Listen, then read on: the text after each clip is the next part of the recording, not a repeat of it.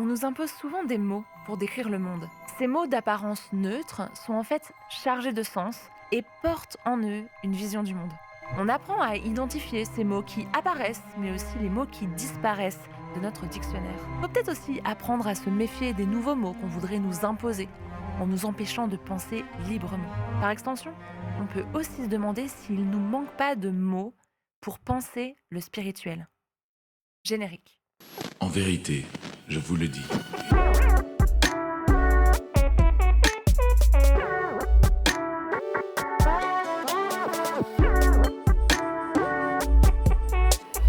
It is like a finger pointing away to the moon. Bonjour et bienvenue, chers auditeurs et auditrices, pour ce nouvel épisode de Sagesse et Morito. Et un bonjour tout particulier à mes pères copains, Christelle et Jean-Christophe. Salut. On vous invite à vous abonner, à aussi aimer et partager ces épisodes, s'il vous plaise. Merci beaucoup pour votre soutien. Le langage nous aide à appréhender le monde, y compris le monde spirituel. Il nous faut retrouver les moyens de parler spirituel. C'est un petit peu de ça dont on va parler dans cet épisode, mais pour nous lancer dans la réflexion, je vous présente le nouveau lexique de 2023. Chiller. Verbe synonyme de se reposer, se détendre. Covider. Nom masculin désignant une personne ayant contracté la Covid. Crypto art. Mouvement artistique permettant d'établir un certificat d'authenticité d'une œuvre afin de la rendre infalsifiable et non reproductible. Éco-anxiété. Sentiment de peur et d'angoisse face au réchauffement climatique et aux catastrophes environnementales qui l'accompagnent. Gênance. Nom commun féminin pour qualifier un sentiment d'embarras ou de honte à une situation.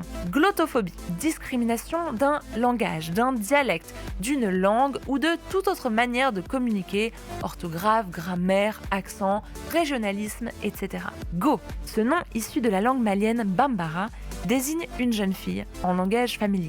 Wokisme. Pensée idéologique née aux États-Unis dénonçant les injustices et inégalités dans le monde. Grossophobie. Phénomène de discrimination envers les personnes en surpoids ou touchées par l'obésité. Voilà donc quelques-uns des 150 nouveaux mots de 2023 qui sont entrés dans le dictionnaire et façonnent notre langue, notre quotidien et notre rapport au monde.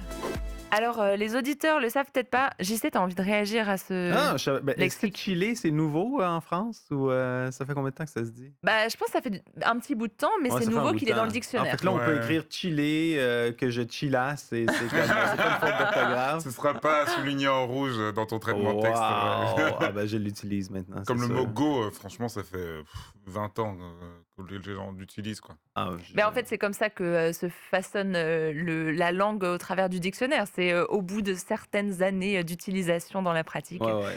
ça finit par être accepté de c'est force bien, par ça. l'Académie française. Mais ce que les auditeurs ne savent peut-être pas, c'est que c'est pas anecdotique qu'on ait cette conversation, parce qu'en fait, quand on met JC et Christelle ensemble dans une même pièce, au bout de 3 minutes et demie, ils vont forcément, après avoir parlé un petit peu politique et actualité, parler du langage et puis de l'étymologie des mots, et puis ça va durer des heures comme ça. Ça pousse vraiment toute l'équipe à s'endormir. Ouais, bon, ce que Léa vous dit pas, c'est qu'elle participe Ouais. activement et avec grand plaisir à ces conversations, parce Ouais. que c'est aussi une petite nerd de langage. Oui, j'aime bien quand même. Donc, de quoi on discutait là, il y a quelques jours, c'était tous les néologismes qui peuvent être un petit peu critiqués, critiquables. JC, tu nous donnes un exemple? Ouais, je trouve l'exemple le plus flagrant, c'est on parlait de aveugle et non-voyant. Mhm. Et comme dira un aveugle, c'est discriminatoire, donc la forme la plus appropriée, c'est non-voyant. Mais ceux qui aiment l'étymologie savent que le A, c'est une négation, puis veugle, c'est un dérivé de voyant. Donc, aveugle, c'était non-voyant il y a peut-être 5 siècles. Puis, dans le fond, on crée un nouveau mot qui étymologiquement est exactement le même que le premier, mais ça serait moins discriminatoire. Après, on avait peut-être encore plus discriminatoire une discussion sur les origines ethniques et les couleurs de peau. Ouais, Et je sais plus Mmh. dans quelles circonstances, mais j'ai voulu placer le mot caucasien ouais. pour pas juste dire blanc. Je pense parce que tu essayais de classer les races. Non, on disait, Ton effort Léa, quotidien, tu sais. on disait, Léa, c'est pas correct, tu peux pas faire ça. Puis... Merci JC pour ce moment de gênance. Mais moi, je me souviens du contexte. C'était, je pense que le mot était apparu dans la conversation. Puis j'étais revenu sur un ancien épisode, un épisode de la saison précédente, où tu avais utilisé ce mot, en fait, caucasien. Et l'épisode avait été diffusé récemment, pas longtemps avant qu'on enregistre cette saison-ci. Et je me suis dit, ah, je vais quand même en profiter pour en parler à Léa parce que le mot caucasien, en fait, bon, qui est utilisé, enfin voilà, je pense que tout le monde l'a entendu une fois ou l'autre. En fait, on l'entend souvent par des traductions de séries américaines ou Mhm. de productions américaines, parce que c'est un mot qui est resté dans le langage aux États-Unis. Mais en fait, c'est un mot qui a été développé à la fin du XVIIIe siècle et pendant le XIXe, justement pour classer les races. Et puis, on a inventé une catégorie qu'on appelait la catégorie caucasienne, qui mettait ensemble tous les gens qui étaient d'apparence blanche, européenne, avec des cheveux plutôt lisses, la peau pâle, à basanée, mais pas plus, certains traits de visage, etc. Et puis, Très offensant comme on a terme. considéré que tout ça appartenait à une race. Mais vous m'avez pas repris dans l'épisode de la saison 5. Moi, je Non. pensais sortir un mot technique, plutôt érudit, et comme ça, vous m'avez laissé m'empêtrer dans le caca. Bah, parfois, faut apprendre Non, mais avec souffrance. Voilà. c'est pas si grave, hein. Puis je suis le dernier de ceux qui vont te reprendre sur l'usage d'un mot offensant ou quoi que ce soit, là. Quoique, j'aime pas ça être mis dans le même panier que les Abkhaziens. Non, c'est pas vrai. Si on a des auditeurs abkhaziens, je vous aime. Euh, Ou géorgien, ou géorgiens, ou arménien. ou dagestani. Voilà. Les Othmettes, en fait, qui sont les descendants des Alains. Hein? Voilà, donc là, on les salue tous les auditeurs- Alains qui nous écoutent. Vous entendez le nerdisme, là. Les auditeurs ont une petite idée de ce que je subis au quotidien hors du studio. Mais ouais, en même temps, les mots peuvent avoir un sens différent selon l'auditeur aussi. Je pense que, honnêtement, tu n'as pas à t'inquiéter à l'usage du terme caucasien. C'est un Ouais. terme vieilli comme cette géographie des races qui date du 19e siècle. Il y avait les Caucasiens, les Mongoloïdes, les Mélanésiens. Je veux dire, personne ne s'appelle comme ça vraiment aujourd'hui. Je pense que pour la plupart du monde, ça leur a passé, comme on dit chez nous, 6 pieds par-dessus la tête.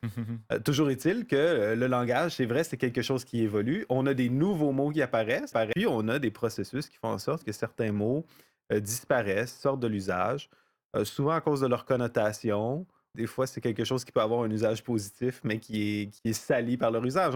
Juste la question de l'autre fois, j'étais à Ottawa, il y avait une manifestation pour, je sais pas si c'est le Falun Gong, mais c'était comme un groupe religieux oriental qui avait plusieurs signes et drapeaux avec des croix gammées dessus. Ah ouais? Ah ouais, mais c'est parce que dans leur religion, la croix gammée existe depuis 5000 ans, quoi, 5000 ans. Tu sais.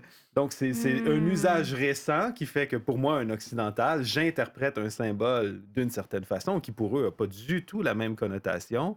Puis des fois, ben, à cause de cette connotation-là, on va évacuer des mots, même si dans les faits, le mot n'a pas nécessairement un sens Mais c'est un petit peu péjoratif. l'idée que les mots qui sont en fait des symboles, juste des symboles du langage, bah, en fait, sont chargés de sens. Mhm. Ouais. Et si tu es pas hyper familier, comme c'était mon cas, de l'origine du terme caucasien, tu peux absolument pas te douter qu'il est en fait porteur d'une vision hyper discriminante et raciste du monde. Et en fait, c'est plein de mots comme ça qui sont dans notre langue et qu'on peut utiliser sans vraiment se rendre compte de la portée que ça a. Peut-être Ouais. que c'est justement une des, un des arguments dans le wokisme de pouvoir, ou dans la culture woke, de pouvoir réalerter à ce que certains termes peuvent véhiculer ou peut-être créer comme émotion chez l'autre. Qu'est-ce que vous en dites? Oui, mais Mhm. à quelque part, je crois pas qu'on soit responsable des réactions émotionnelles des autres. Puis je pense qu'il y a certainement de l'abus en ce moment dans notre société sur justement l'usage du terme offensant. Je suis offensé par ci ou par ça. Puis ça devient une stratégie pour évacuer des manières de décrire le monde qui sont légitimes Est-ce que tu peux donner un exemple? ou introduire des manières de décrire le monde qui ne sont pas. Comme pour moi, tous les nouveaux mots avec phobie qui viennent qui entrent quotidiennement dans le dictionnaire. Ah, dans ton topo, tu as cité grossophobie. C'est quand Ouais, même et C'est glottophobie. glottophobie, ouais. glottophobie, une phobie qui vient du grec phobos, une peur qui a toujours, en tout cas dans le langage scientifique, toujours référé à une crainte irrationnelle. Hmm. Comme Euh, les araignées ou ouais, le vertige. Donc maladive, en fait. Hein. Ouais. ouais, qui peut être traité par Thérapie. psychothérapie, des choses comme ça, quelque chose de grave. Moi, j'ai la peur des hauteurs, là. Je veux dire, c'est pas quelque chose de contrôlable, tu sais. J'ai pas envie de devenir obèse puis pas en santé.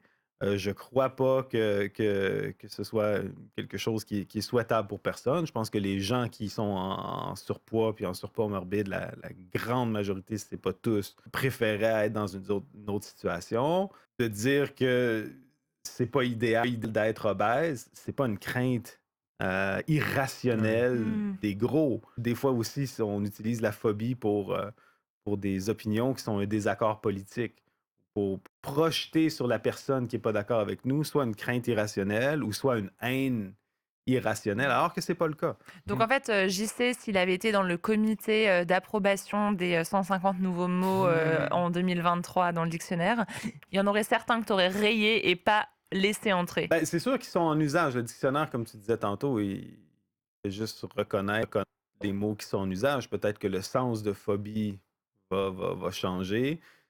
Ce qu'on n'aime pas trop, les nerds de l'étymologie, il y a deux choses qui nous font, qui nous donnent la Hérisser le chair de poil. poule, là, Notez ou bien ça, graisser les des dents. éditeurs. C'est les mots qui étymologiquement perdent leur sens. Donc, tu utilises un terme grec, puis finalement, il ne veut plus dire la même chose. Donc, une phobie qui finalement serait plus une peur, mais qui serait comme Un désaccord une profond, aversion. ouais. Tu sais. Et le deuxième, grossophobie, il y a les deux aussi, c'est de mélanger une étymologie grecque et latine. Ça, c'est.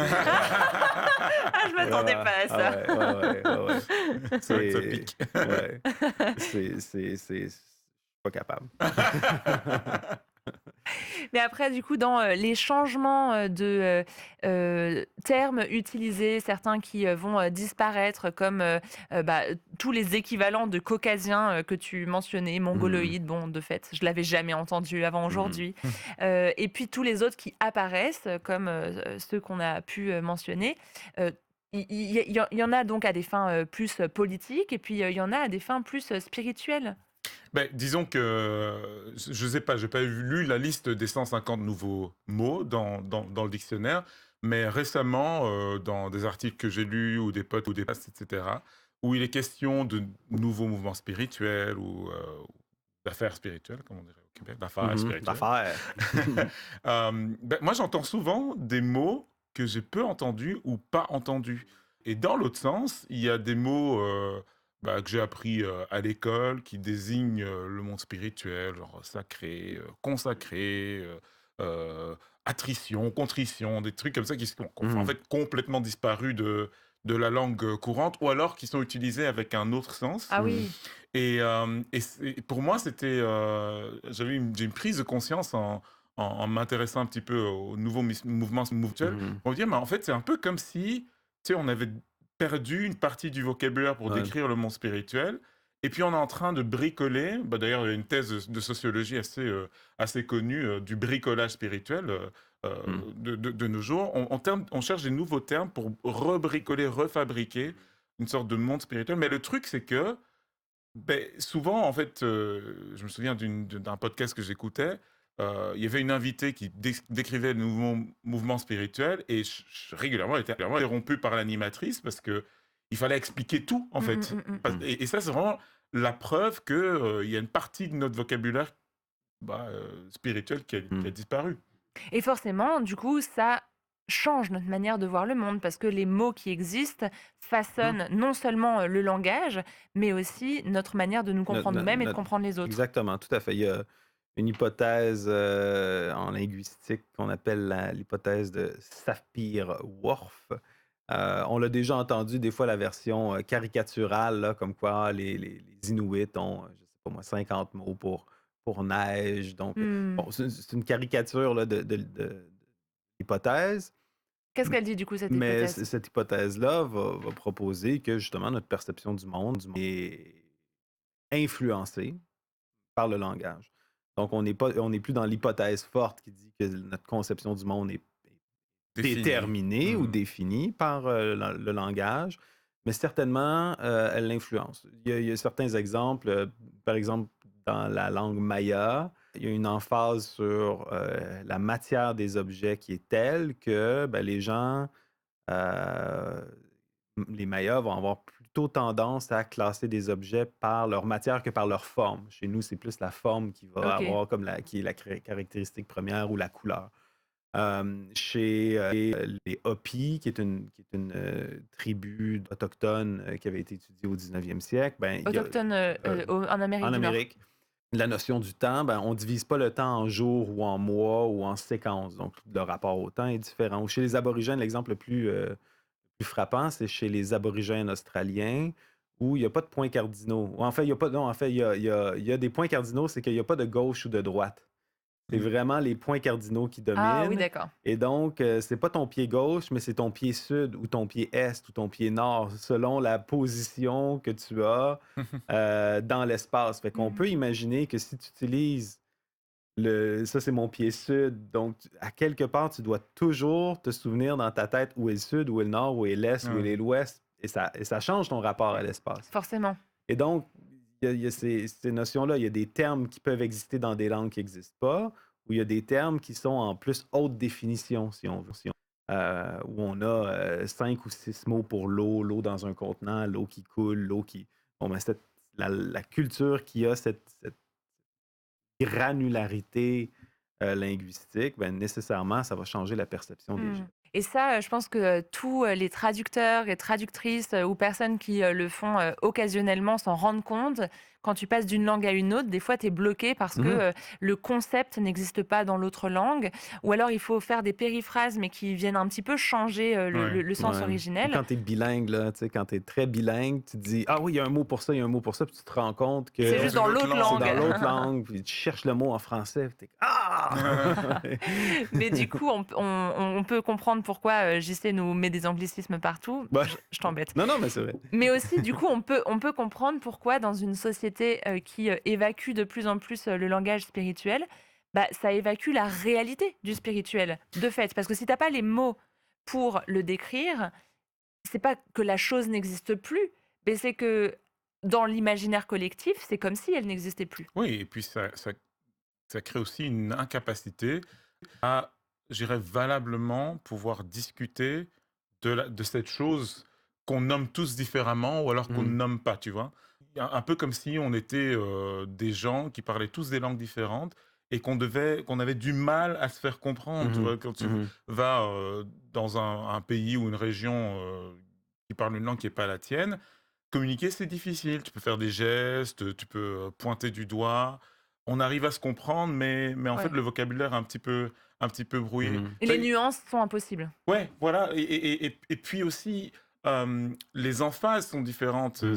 c'est pour ça, tu le mentionnais, qu'on a parfois des difficultés de traduction parce qu'une langue va mettre l'emphase sur une chose et puis l'autre langue sur une autre. Ben c'est pareil pour le vocabulaire spirituel. Les gens vont avoir une façon de penser le monde spirituel et puis j'ai en face de moi quelqu'un qui a une autre façon de penser et comme on n'a pas vraiment de vocabulaire, heu, commun pour le faire, beh, on a du mal à communiquer et du mal à percevoir les choses ensemble. Mais alors, est-ce que ça veut dire, que, en fait, il y a une sorte de conspiration, de, l'État?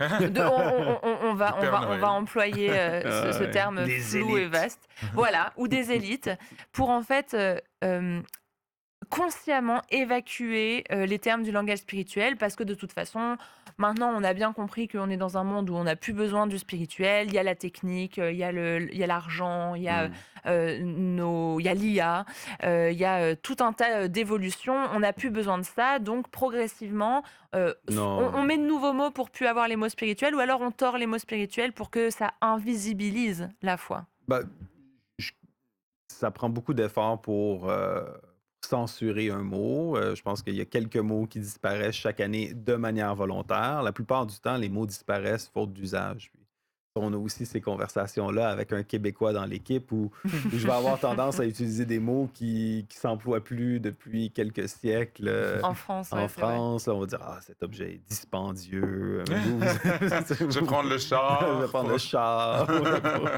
Donc, la plupart du temps, c'est parce que les gens ne l'utilisent plus.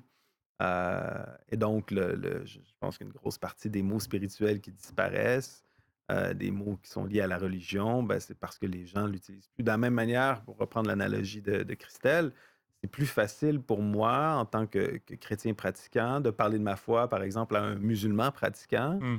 que à quelqu'un qui a aucune religion. Ou même, je réalise comme les gens qui ont fait des groupes comme Alcooliques Anonymes sont souvent plus ouverts à discuter des questions de foi parce que ce processus-là utilise un certain langage spirituel. Mmh. En fait, j'avais lu un article là-dessus qui disait que l'inventeur de Alcooliques Anonymes c'était Aldous Huxley qui disait ça à notre bon ami Aldous. Qu'on a- Tous les gens qu'on nomme dans le podcast deviennent nos amis. Ouais. On a un petit problème. C'est pour ça qu'on les encadre derrière nous C'est dans le ça. studio. Cette année, ceux qui nous écoutent, là, mais on a des photos de tous les gens pas tous, mais tous les amis plusieurs des amis qu'on a mentionnés dans les saisons précédentes. C'est Astro, le petit robot. Je veux dire, Aldous Huxley disait que la personne qui a Alcoolique Anonyme, c'était la figure religieuse la plus importante du 20e siècle. Wow, à ce point. Parce que il a, pour ses groupes, dans le fond, d'un côté que les gens réalisent qu'ils ont besoin d'une aide supérieure, mais au lieu de l'appeler Dieu, il l'a appelé, je pense, une puissance supérieure. Et donc, la puissance supérieure, c'est une manière de parler du spirituel qui était inusitée, mais qui permet aux chrétiens, aux musulmans, aux juifs, aux bouddhistes, même aux agnostiques, à quelque part, peut-être même aux athées, De nommer Dieu sans que ce nommer soit quelque trop source de conflit. Exactement, parce que les alcooliques veulent être sauvés de leur alcoolisme, ils veulent pas rentrer dans des débats théologiques sur la nature du Fils, là. Donc, là aussi, il y a quand même des nouvelles manières de parler du religieux et de concevoir le religieux. Oui, et ce que ça dit aussi, c'est que c'est possible en fait de parler de spirituel, même quand on a des désaccords sur la théologie, sur qui véritablement est ce Dieu dont on parle. Mais tout ça, c'est des choses qu'on peut faire Mhm. en étape 2 quelque part, tu Mhm. vois. Mais la première étape, c'est de pouvoir développer un mot, un langage, une sorte de porte d'entrée qui nous permette de pouvoir converser et d'avoir en fait cette dimension de notre vie qui est là, quelles que soient nos orientations spirituelles, philosophiques ou religieuses, cette dimension de vie qui participe de notre vie collective, de la vie de notre société, de la vie de nos familles, de notre vie individuelle, et qui, en fait, quelque part, nous a retirés. Il y a quelques siècles, quand... Je croyais que tu allais nous partager une anecdote personnelle. Ouais, non, il y a quelques Il y a siècles, quelques siècles, peut-être pas. peut-être pas. Mais c'est un peu personnel parce que donc je suis originaire du Cameroun. Je viens d'une région qui a eu sa langue depuis des siècles. Pendant le 19e siècle, en fait, ouais, 8e, 19e siècle, c'était la rencontre de cette population qu'on appelle le peuple Bamoun dans l'ouest du Cameroun, avec des populations de confession musulmane et pas longtemps après, des populations de confession chrétienne, dans des circonstances diverses. Et c'était des gens qui parlaient des langues différentes, et comme naturellement, comme à peu près 80% de la planète, hein, ces rencontres-là ont provoqué en fait des conversations spirituelles. Mais la question c'était, mais quels mots utilise-t-on pour parler de cette puissance supérieure? Euh, Ce qui s'est passé en fait, c'est que en fait, les chrétiens, peu après les musulmans, mais les chrétiens qui ont voulu présenter leur conception du monde, l'évangile, faire de l'évangélisation. Et présenter leur vision de Dieu, du coup. Voilà, exactement. Ont décidé de choisir un mot qui, dans la langue Bamoun, désignait littéralement l'esprit qui est partout. Et donc, dans ma langue maternelle, on dit Nini. Donc, Nini, ça veut dire là et là. Donc, l'esprit qui est partout. Mmh. Parce Mhm. il y en avait d'autres, mais il y en a un seul qui était déjà connu de cette culture depuis très longtemps comme le seul qui est partout et qui peut te voir et Mmh. avec qui tu peux communiquer, même si c'est plus difficile, il faut passer par Mmh. d'autres moyens. Mais, et donc, il y a eu une sorte de base commune qui s'est créée entre chrétiens et Bamoun. Et puis, aujourd'hui, les musulmans, les chrétiens et ceux qui ne sont ni l'un ni l'autre utilisent tous le même mot pour Mmh. désigner cette Mmh. puissance supérieure, ce qui rend possible, en fait, moi, quand je rentre en Afrique, dans cette région-là, ben, je vois, en fait, l'importance que ça a que des musulmans, des chrétiens, et que tout le monde, en fait, puisse avoir le même Mmh. vocabulaire pour désigner la réalité spirituelle.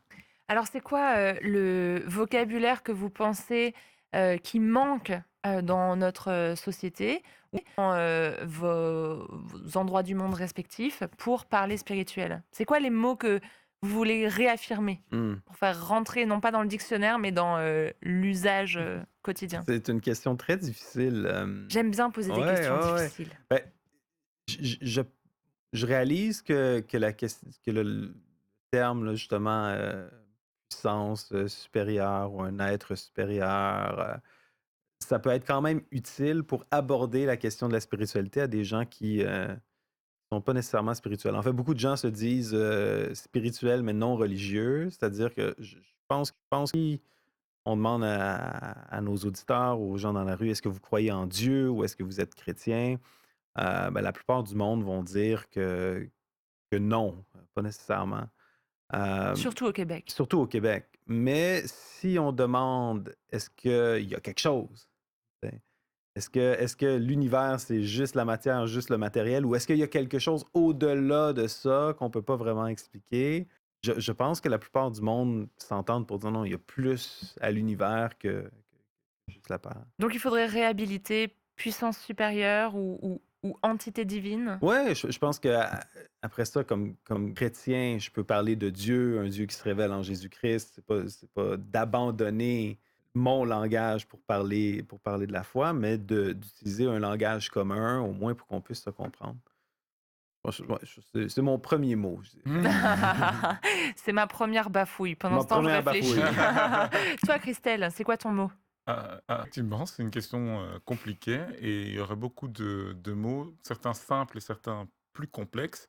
Moi, j'aime bien aussi, les amis qui me connaissent, peut-être qui écoutent ceci, savent que j'ai pas peur d'utiliser des mots qui sont compliqués parce que les mots qui sont compliqués, en général, ils sont précis et donc Mmh. ça demande de s'arrêter pour les expliquer, notamment expliquer l'étymologie. Mmh. Mais un mot qui est simple, en fait, c'est le verbe prier. Parce que ça, beaucoup de gens comprennent ce que ça veut dire. Alors, il y a des formes différentes de prière, heu, des références différentes de la prière, mais les circonstances et les raisons pour lesquelles on prie, en général, grosso modo, sont relativement communes. On veut, communiquer à avec une puissance supérieure, on veut reconnaître qui l'on est devant cette puissance supérieure, pouvoir, adresser nos demandes à cette puissance supérieure, être exaucé, avoir une forme de révélation, une forme de guérison et c'est un verbe en fait que j'ai vu en fait même dans mon groupe d'amis qui est en fait multireligieux, multispirituel, être réhabilité. Mmh. Réhabilité, enfin, en fait, il est venu spontanément parce que c'était un mot que tout le monde Mmh. comprenait, et parce que justement des gens en ressentaient le besoin, même des gens qui ne sont pas Ouais. particulièrement religieux, ouais. Il y a des mots aussi qui, je crois, doivent être peut-être transformés, justement parce que le sens a changé au fil du temps. Pour moi, le mot péché, c'est un des mots religieux qui passe le moins aujourd'hui. Mmh. Puis on en a parlé dans un autre épisode, ou on va en parler dans un autre épisode, que justement ce mot-là semble se référer à l'image souvent caricaturale d'un Dieu qui, comme le Père Noël, tient une liste, puis va voir qui a été un gentil garçon, puis qui a été un méchant garçon qui mérite pas de cadeaux. Et je pense que le mot a cette connotation-là, alors que dans la foi chrétienne, même le terme grec, Du coup, pas étymologique, là, latin, pour oui. pour pour pour parler du péché, on en a déjà parlé, c'est, amartia, donc a qui est une négation, puis martia, c'est l'idée d'atteindre la cible. Donc, à Marcia, rater la cible. Rater la cible. Et là, rater la cible, ça a comme une autre connotation. C'est pas comme péché, genre, ah, j'ai commis une faute, puis là, il y a une liste, mais de dire, Je on me suis vise tous planté, un quoi. Je idéal, me suis planté. Ouais. puis on n'arrive pas à l'idéal. Fait que c'est Mm. comme la reconnaissance de la distance entre la perfection, entre le but, puis qu'est-ce qu'on réussit à faire. Tu sais. Je pense qu'il y a des termes comme ça qui doivent être réinventés ou réintroduits dans le langage parce que le terme traditionnel a perdu le Mm. vrai sens Ouais. original. tu Et sais. puis l'idée de être bon ou être mauvais est aussi hyper galvaudée. Mhm. Parce Ouais. que c'est associé à ça, en fait. Ouais. Si tu pêches, t'es mauvais. Si tu pêches pas, t'es bon. Et en fait, quand on fait un petit peu de théologie, on se rend compte que c'est vachement plus compliqué que Ouais, ça. tout le monde ratait la cible. Et que voilà, et que personne n'est que bon ou que mauvais. Mhm. C'est toujours plus compliqué. Mais du coup, on a un petit lexique de JC et Christelle. Le terme puissance supérieure ou entité divine pour rentrer dans la conversation et amener l'idée de Dieu. Le terme prier pour parler de pratiques spirituelles qui peuvent être différentes, mais euh, soulignent le même désir peut-être de parler au divin. Et puis le terme péché / rater la cible, Ou se planter. se planter, tout simplement. Tous des mots pour essayer de nous faire penser le spirituel, parce que ça fait partie de notre monde. Et Oui, que oui. sans ces mots-là, en fait, il nous manque des mots Mhm. dans notre vocabulaire. Dites-nous, vous, chers auditeurs et auditrices, quels sont vos termes, quels sont les termes que vous voulez réhabiliter pour parler de choses dont on n'arrive plus à parler. Dites-nous aussi ce que vous avez pensé de cet épisode et continuez la conversation. Nous, on se réjouit de vous retrouver sur les réseaux sociaux ou par mail. Et on vous dit à bientôt pour un nouvel épisode de Sagesse et Morito. It is like a finger pointing away to the moon. On vous invite à nous rejoindre sur YouTube et toutes les applis de podcast. Vous pouvez activer la petite cloche. On a un épisode qui sort le dimanche toutes les 2 semaines. On vous attend nombreux pour aussi réagir à ce qu'on aura dit, nous faire part de vos commentaires. On vous dit donc à bientôt pour cette saison de Sagesse et Morito. Youhou! Yes!